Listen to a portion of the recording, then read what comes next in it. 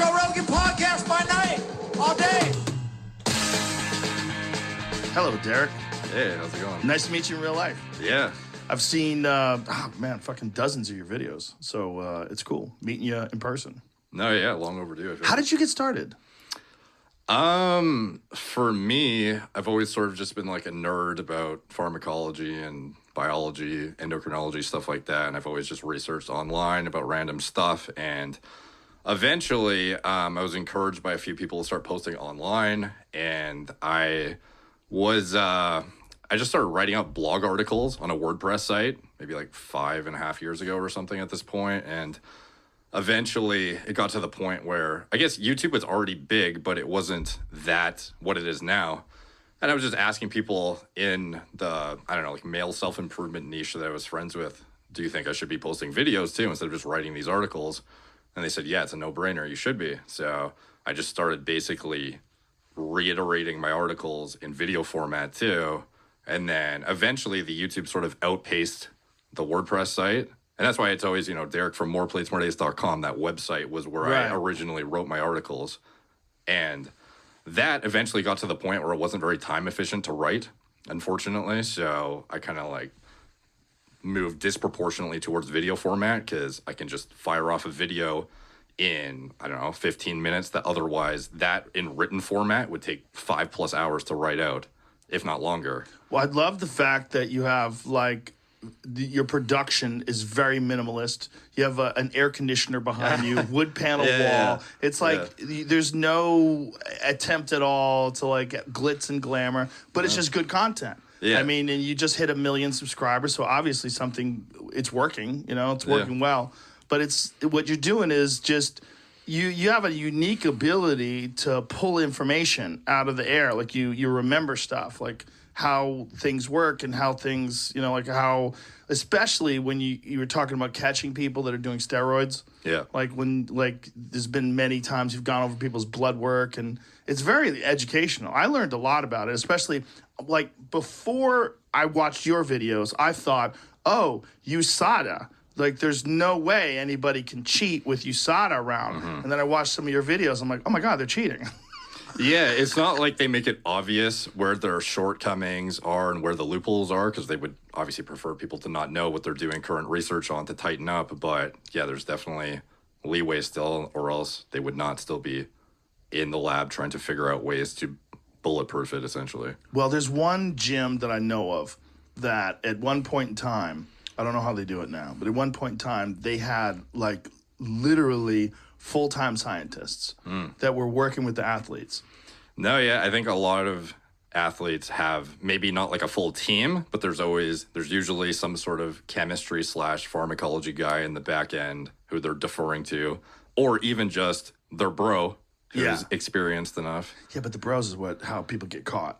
Like your body's like, bro, you just got to do this. You got to test clean, trust me. And then you test positive, and that guy's fucked. And yeah, I think usually there's some sort of, deferral to figure out. Like even anybody at a top level is trying to figure out what kind of edge they can get, regardless if it's through straight edge supplementation, dietary practice, manipulations, lifestyle interventions, etc. And obviously, the conversation at some point comes up is like, what's not on the list that I could get away with? Right. Or is there a way to get around? Or what are the other people in my sport doing that I don't know about? And if other people are doing something, you're going to, it's not as dramatic as the Lance Armstrong case where everyone's doing it. Right. So you're pretty much forced to do it to be competitive. But, people are thinking in that same The Lance Armstrong one is the most ridiculous to me because they took his jerseys away.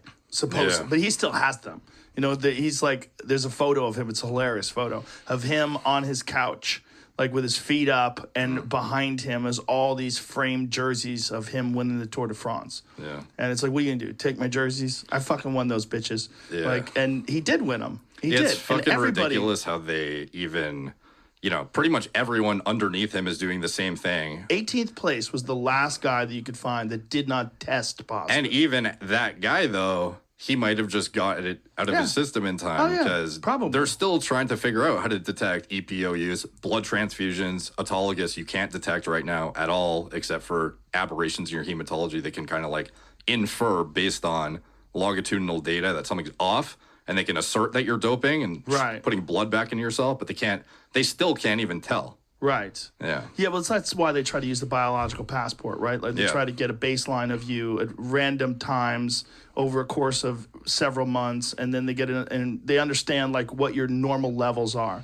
Yeah. But even that varies with sleep and diet and you've got to build up the data. So if you're hypothetically an athlete who understands how this process works going into it, it's not very hard to go to LabCorp, get my own hematology panel, assess my reticulocytes, hemoglobin, red blood cell count over time, develop my own longitudinal biological passport before I go into a tested sport, and see, do I fall within the threshold cutoffs where I would not get caught for my degree of autologous blood transfusions. So hypothetically, I could go in quite confidently if I had done the preliminary research prior. And if you're doing something like Tour de France, of course you're gonna do that research. They had teams behind them. Yeah. Did you see Icarus? Yep. That's a fucking great documentary. Yeah. God damn, it's so good. It's so good when you realize that the entire Russian Olympic team was juiced to the tits. Yeah. The whole team. Yeah. Everybody. That guy, Gregory, he said the only people that it didn't benefit was the figure skaters. So they didn't do it to the figure skaters. Well, I would bet the figure skaters were still doing stuff that might just not be on the banned list yet. Or might be now. Who knows? Because even like 2000, I think it was 2000... When were the Summer Olympics? It was like 2008, 2004, 8, and 12 or something like that. They've retested, like since they've developed some of these long-term metabolite assays, they've been able to go back and retroactively catch, I think it was like 150 athletes that otherwise didn't get caught at the time. And this was over 6 years later. And then of those 150, that's just a ballpark number, it's not accurate, but it was like 79, I think, were medalists.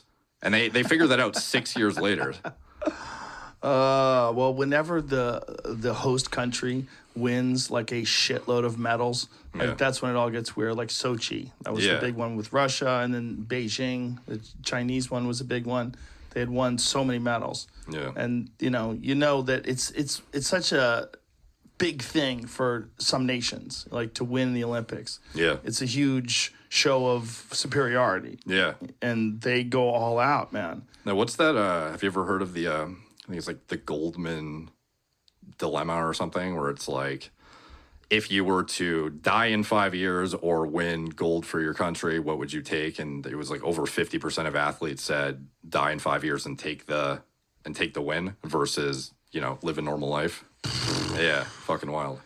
Well, in their head, it's everything. Yeah. I mean, to lose is so painful and to win is so glorious that they'll just take it. But, yeah, and in professional sports, obviously, the contracts are so ridiculous. Like, there was one NBA player who just popped for drostanolone and testosterone like a week and a half ago or something.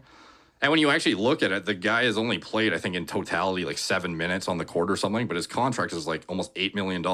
So even guys at the highest level of professional sports, it's so lucrative, the amount of money that's on the table, that if you think, even if you're, like a low tier, like you're still a top tier athlete, obviously, if you're in the NBA, for example, but if you're at the bottom of the totem pole and you think you have leeway with, you're not going to get tested as much or whatever, the choices of drugs he used too were like, one of them was absurd and made no sense, but I assume he was just hedging against the chance that he would get randomly tested to, if it helps you get this lucrative contract, even if you're like just a 7-minute court player, like it's a big fucking deal. Well, it's probably the guys who get caught doing something stupid, it's probably some dude from the gym, right? Maybe. Somebody from the gym tells them how to do things. They're not being sophisticated about it. Especially he's not a top tier athlete. He's just kind of a guy who plays occasionally. Yeah. Yeah, I've heard in arm wrestling, it's like a more obscure sport, obviously, but some of them are drug tested. The scrutiny is very low, but some of them don't even... They just take whatever they want and go sauce to the tits and just hope they won't get tested. Like, that's their strategy. Yeah. So, like, they take whatever the fuck they want and just hedge against the probability that they won't get tested. And then if they get lucky, which a lot of the times they do because it's very low scrutiny testing, they just go in like full board. Yeah. Well, the UFC and mixed martial arts in general is a very interesting sport because from that perspective, because it started out all juice. Like, started out literally like most of the athletes were on something. It was, you'd have to be a real rebel to not be on juice. Like the rare BJ Penn type guy who was like just a super athlete who just didn't need anything and fought natural.